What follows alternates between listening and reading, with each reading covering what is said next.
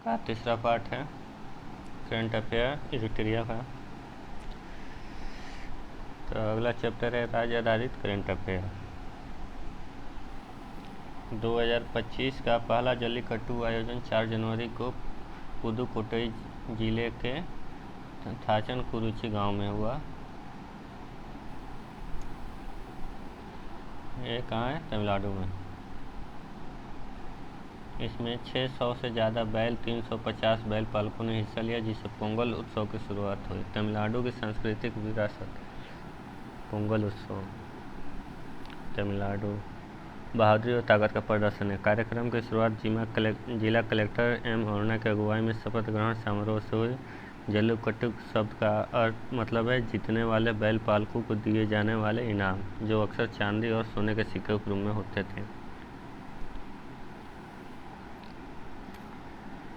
ओडिशा ने जनवरी 2025 से 2027 तक भारतीय राष्ट्रीय खो खो टीम के लिए 15 करोड़ रुपए के प्रायोजन की घोषणा की है। किसने? ओडिशा ने 2025 से 27 तक। ओडिशा खनन निगम के माध्यम से प्रदान की जाने वाली 5 करोड़ की वार्षिक निधि का उद्देश्य टीम के विकास को बढ़ाना, प्रशिक्षण, बुनियादी ढांचे को उन्नत करना, राष्ट्रीय और अंतर्राष्ट्रीय भागीदारी का समर्थन करना, जो खेल उत्कृष्टता के लिए ओडिशा की चल रही प्रतिबद्धता को मजबूत करता है।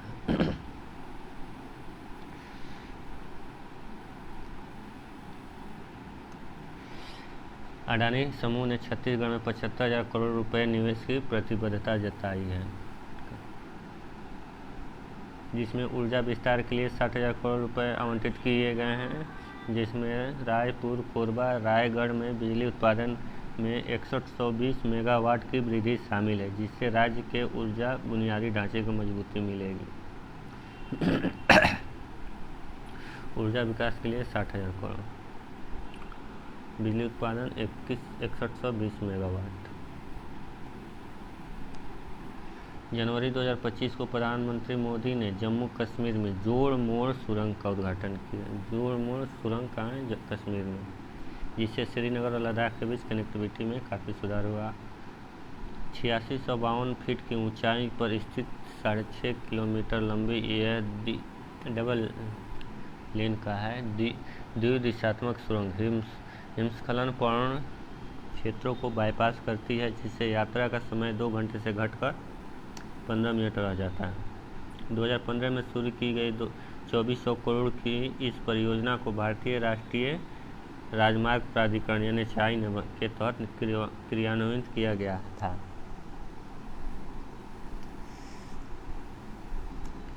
तमिलनाडु के मुख्यमंत्री ए.के. स्टालिन ने सिंधु घाटी सभ्यता की खोज की सवी वर्षगांठ के उपलक्ष्य में सिंधु घाटी लिपि को समझने के लिए $1 मिलियन के इनाम की घोषणा की है।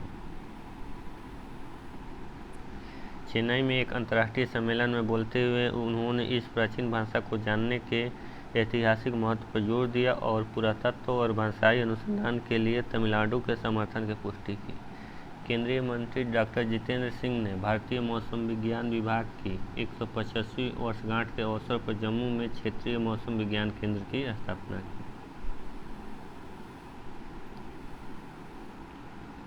इस कदम का उद्देश्य जम्मू कश्मीर में मौसम पूर्वानुमान, आपदा तैयारी, जलवायु लचीलापन मजबूत करना, जिससे जलवायु कार्रवाई में भारत के नेतृत्व को मजबूती मिल सके। असम सरकार ने गुणोत्सव 2024 की शुरुआत की है, जो 16,056 स्कूलों में 14.11 लाख छात्रों के लिए सीखने के परिणामों को बेहतर बनाने के उद्देश्य से एक शिक्षा मूल्यांकन पहल है।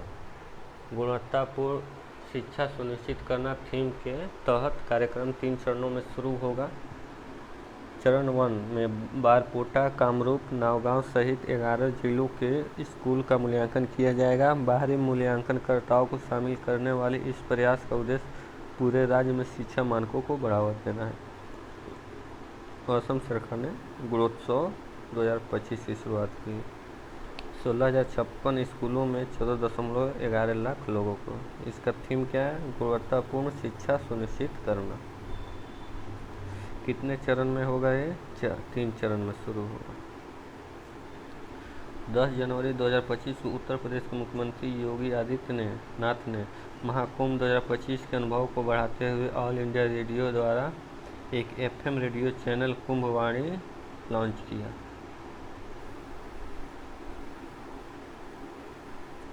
यह स्टेशन रोजाना सुबह 5:55 से रात 10:05 तक प्रसारण करता है, जिसमें 10 जनवरी से 26 फरवरी 2025 तक आध्यात्मिक समारोह को शामिल किया जाता है। केंद्रीय मंत्री डॉक्टर एल मुरुगन ने वर्चुअली लॉन्च में भाग लिया। 5:55 सुबह से 10:05 बजे तक रात तक, 10 जनवरी से 26 फरवरी 2025 तक।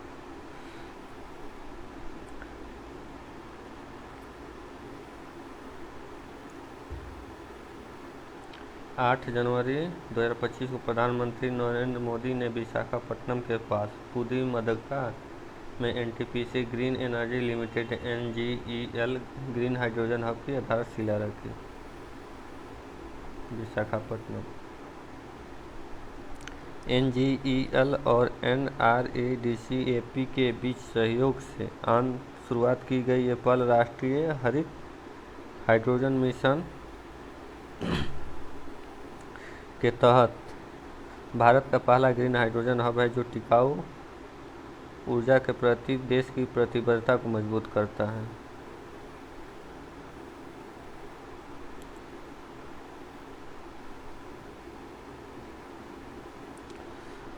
अवनियापुरम जल्लीकट्टू उत्सव 14 जनवरी 2025 को मदुरै में शुरू हुआ। अवनियापुरम जल्लीकट्टू उत्सव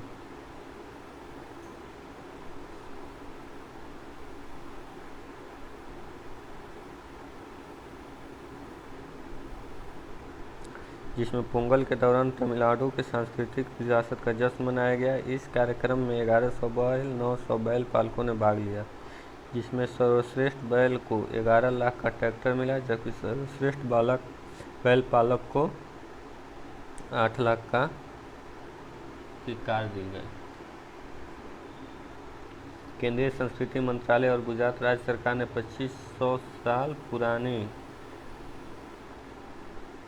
विरासत वाले शहर वडनगर में अत्याधुनिक पुरातत्व अनुभव संग्रहालय का उद्घाटन किया। कौन? केंद्रीय संस्कृति मंत्रालय और गुजरात सरकार। केंद्रीय गृह मंत्री अमित शाह की अगुवाई में आयोजित इस कार्यक्रम में गुजरात के सीएम भूपेंद्र भाई पटेल और केंद्रीय शिक्षा मंत्री धर्मेंद्र प्रधान भी शामिल हुए। इस कार्यक्रम में वडनगर के ऐतिहासिक और सांस्कृतिक महत्व पर प्रकाश डाला गया।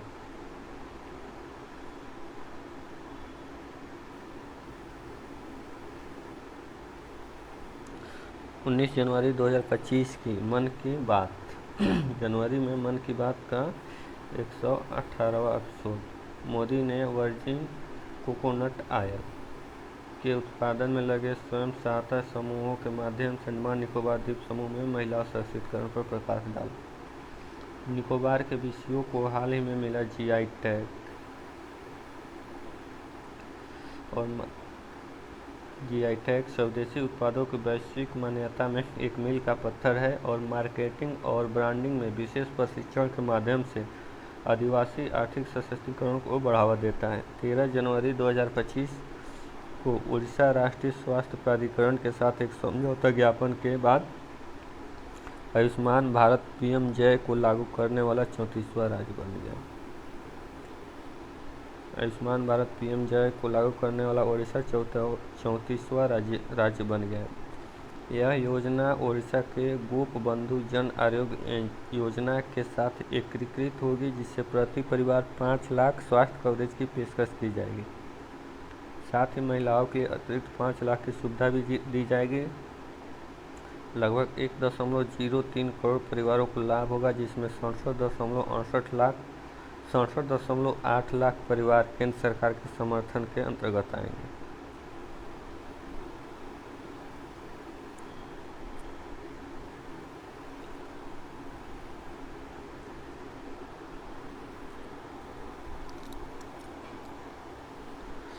त्रिपुरा में आदिवासी छात्र संघ TSF ने पोक बोरोक भाषा के लिए आधिकारिक तौर पर रोमन लिपि को अपनाने की अपने लंबे समय से चली आ रही है मांग को और तेज कर दिया। विरोध प्रदर्शन का उद्देश्य यह सुनिश्चित करना है कि छात्रों की सहायता के लिए परीक्षा के प्रश्न पत्र बंगाली और रोमन दोनों लिपियों में उपलब्ध हो।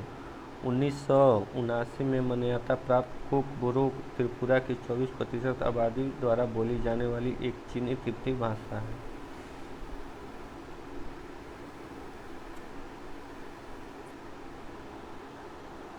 लेकिन अभी भी चुनौतियों का सामना करना पड़ रहा है क्योंकि वर्तमान में परीक्षाएं केवल बंगाली में आयोजित की जाती हैं। त्रिपुरा में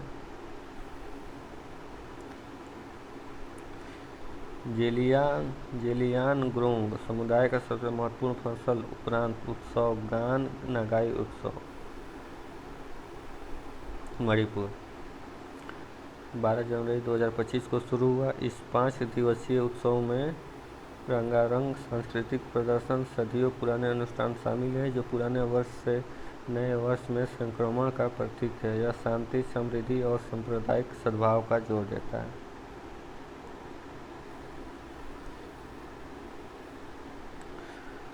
बोडा त्यौहार जिसे माघो को त्यौहार के नाम से भी जाना जाता है, हिमाचल प्रदेश के ट्रांस गिरी क्षेत्र में हट्टी जनजातियों का सबसे बड़ा वार्षिक उत्सव है।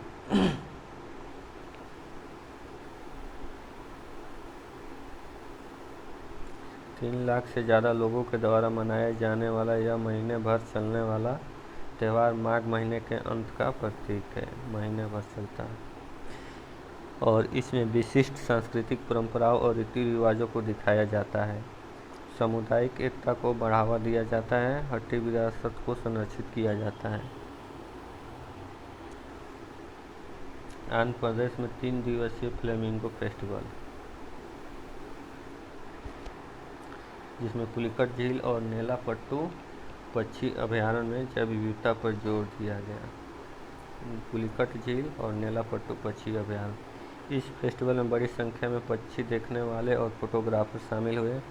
मंत्री अनम रमा नारायण रेड्डी और अनगनी सत्य प्रसाद ने कई वर्षों से निष्क्रिय पड़े इस फेस्टिवल को फिर से शुरू करने के लिए सीएम एन चंद्रबाबू नायडू की प्रशंसा की।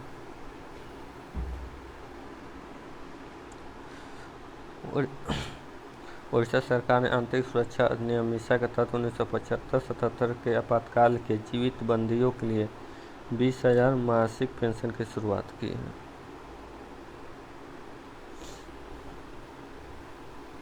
उड़ीसा सरकार ने 20,000 मासिक पेंशन। हर साल 21 जनवरी को पूर्वोत्तर राज्य मणिपुर, मेघालय, त्रिपुरा, 3 राज्य मणिपुर, मेघालय, त्रिपुरा अपना राज्य दिवस मनाते हैं। 1971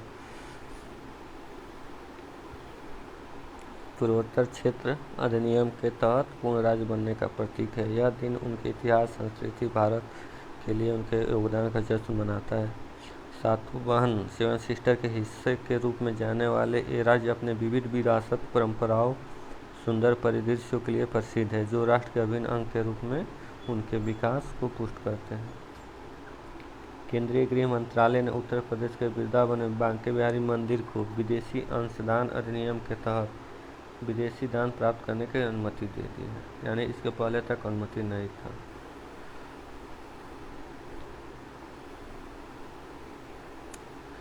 यह न्यायालय द्वारा निर्देशित हस्तक्षेप और एक प्रबंधन समिति के गठन के बाद हुआ जिसने मंदिर के लिए अंतर्राष्ट्रीय योगदान और मुद्रा दान को संभालने का लाइसेंस मांगा।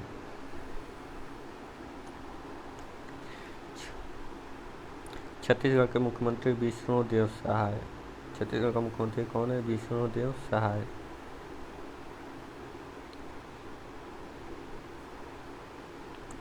ने भूमिहीन मजदूरों को सालाना 10,000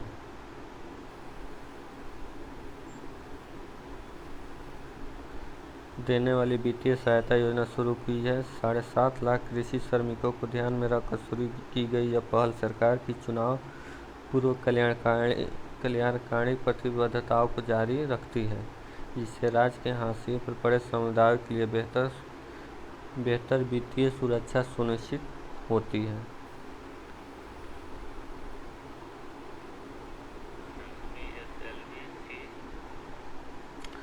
जम्मू कश्मीर वन अनुसंधान संस्थान ने डिजिटल ट्री आधार पहल की शुरुआत की है। जिसका उद्देश्य कश्मीर में प्रतिष्ठित चिनार के पेड़ों की सुरक्षा और निगरानी करना है, जो शहरीकरण और बुनियादी ढांचे के विकास से खतरे में। भारत की आधार प्रणाली से प्रेरित होकर प्रत्येक पेड़ को एक अद्वितीय डिजिटल पहचान दी जाती है, जिसमें जियो टैगिंग, QR कोड और सार्वजनिक पहुंच के लिए धातु प्लेटें शामिल हैं, जिससे संरक्षण और जागरूकता सुनिश्चित होती है। अरुणाचल प्रदेश के नामपोंग में आयोजित बंगसो दर्रा अंतर्राष्ट्रीय महत्व। द्वितीय विश्व युद्ध से क्षेत्र की सांस्कृतिक संपदा और ऐतिहासिक प्रासंगिकता को प्रदर्शित किया गया। इस वर्ष का आयोजन युद्ध की समाप्ति के 80वीं वर्षगांठ के अवसर पर हो रहा है। मुख्यमंत्री पेमा खांडू। अरुणाचल प्रदेश के मुख्यमंत्री पेमा खांडू ने युद्धकालीन अवशेषों को संरक्षित करके पर्यटन को बढ़ावा देने की योजना की घोषणा की है, जिससे आर्थिक विकास, सांस्कृतिक आदान प्रदान और ऐतिहासिक स्मरण में महोत्सव की भूमिका को बल मिला। उत्तराखंड ने 27 जनवरी 2025 से प्रभावी समान नागरिक संहिता लागू करने वाला स्वतंत्र भारत का पहला राज्य बनकर इतिहास रच लिया। इस लंबे समय से प्रशिक्षित भाजपा चुनावी प्रतिबद्धता का उद्देश्य व्यक्तिगत कानूनों को मान्यकृत करना। उत्तराखंड ने 27 जनवरी 2025 से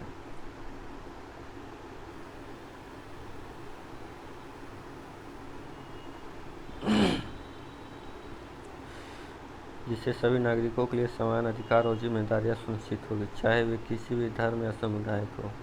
मुख्यमंत्री पुष्कर सिंह धामी ने इस बात पर जोर दिया कि UCC को किसी विशेष समूह को लक्षित किए बिना निष्पक्षता, समानता और सामाजिक सद्भाव को बढ़ावा देने के लिए डिजाइन किया गया है।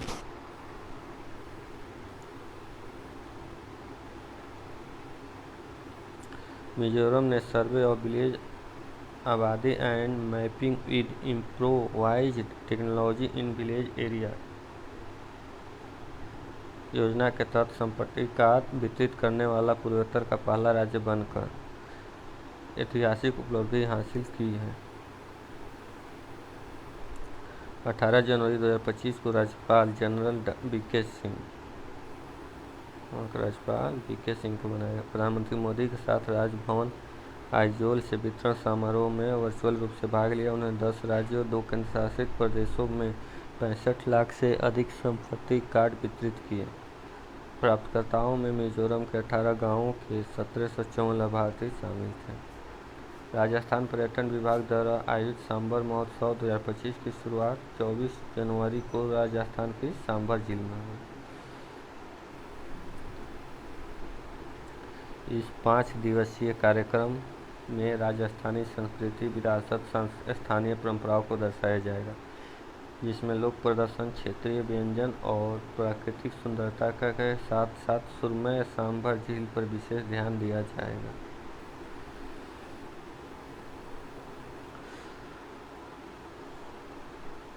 कोट्टायम, केरल ने भारतीय सतत प्राकृतिक रबड़ पहल का अनावरण किया है, जो सतत रबड़ उत्पादन में वैश्विक नेतृत्व की दिशा में एक महत्वपूर्ण कदम है। इस कार्यक्रम में मत्स्य पालन, पशुपालन, डेयरी और अल्पसंख्यक मामलों के राज्य मंत्री जॉर्ज कुरियन ने भाग लिया, जबकि विधानसभा के सदस्य तिरुवंचुर मत्स्य पालन,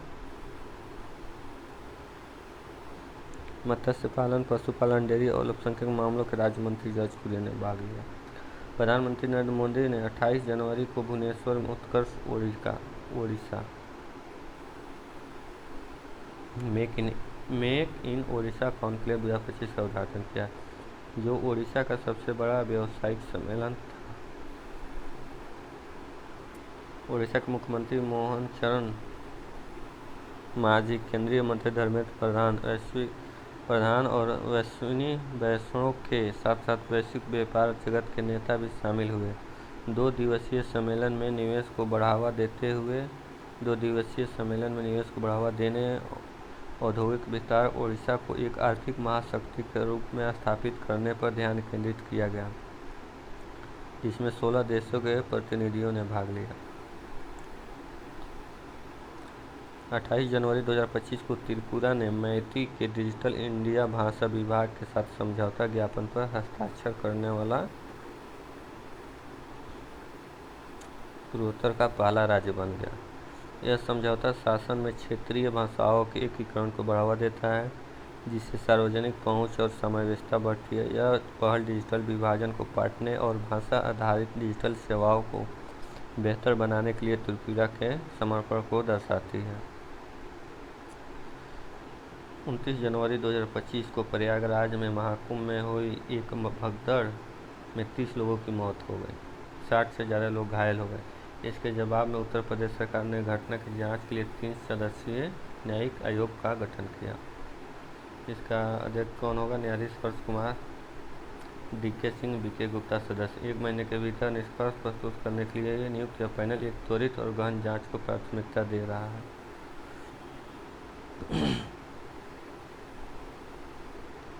हरियाणा में 29 जनवरी से 4 फरवरी 2025 तक पेहोवा सरस्वती तीर्थ स्थल पर अंतर्राष्ट्रीय सरस्वती महोत्सव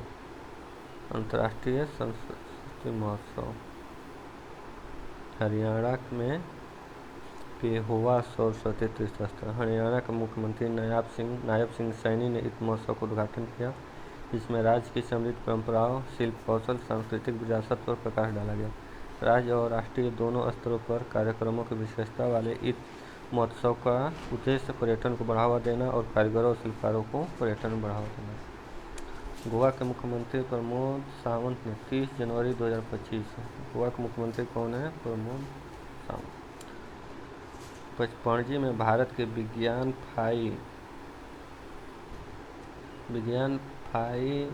फी महोत्सव का आधिकारिक उद्घाटन किया। विज्ञान परिषद गोवा द्वारा आयोजित यह महोत्सव विज्ञान, जिज्ञासा, नवाचार और तकनीकी प्रगति को बढ़ावा देता है। 2025 का थीम हरित क्रांति डॉक्टर एम स्वामीनाथन को समर्पित है और इसका उद्देश्य युवाओं के एक अस्थायी और पर्यावरण अनुकूल भविष्य की प्रेरित करना है। 4 दिवसीय यह कार्यक्रम वैज्ञानिक जुड़ाव और भारत की तकनीकी प्रगति के लिए एक मंच के रूप में कार्य करता है। उड़ीसा सरकार ने महिला बाल विकास विभाग द्वारा शुरू की गई सुभद्रा योजना तक पहुंच प्रदान करके महिलाओं को सशक्त बनाना, यह पहल भाजपा की 2024 चुनावी प्रतिबद्धताओं का हिस्सा है, जिसका उद्देश्य महिलाओं की सामाजिक आर्थिक स्थिति को बढ़ाना और उद्यमिता को बढ़ावा देना है। IIM संबलपुर के सहयोग से सरकार योजना की प्रभावशीलता को अधिकतम करने के लिए शोध समर्थित सिफारिश चाहती है। 29 जनवरी 2025 को प्रयागराज में महाकुंभ में हुए एक भयानक भगदड़ में 30 लोगों की मौत हो गई और 60 से ज़्यादा लोग घायल हो गए। इसके जवाब में उत्तर प्रदेश सरकार ने घटना की जांच के लिए 3 सदस्यीय न्यायिक आयोग का गठन किया।